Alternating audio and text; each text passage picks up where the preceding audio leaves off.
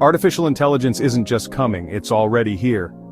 It's on your phone, in your doctor's office, in the ads you see, and the news you read. AI is everywhere. And it's changing the rules faster than anybody expected. Think about this. AI can already outdiagnose top doctors, predict hurricanes before they form, and translate every language on Earth in real time.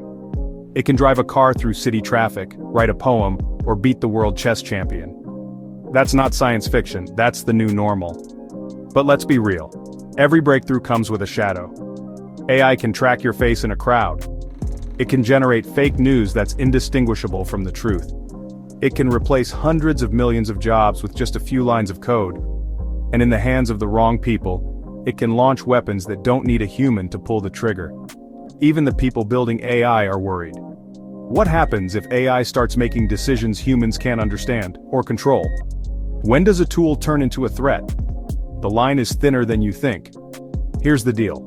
AI isn't good or evil. It's a reflection of us, our ambitions, our fears, our choices. The real question isn't, what can AI do? It's, what should we let it do? If we want a future where AI helps humanity, not harms it, we have to act, now. That means building rules, demanding transparency, and putting ethics before profits. AI is the most powerful tool we've ever created. But it's up to us to decide what we build with it, progress or peril. The future is in our hands. What will we choose?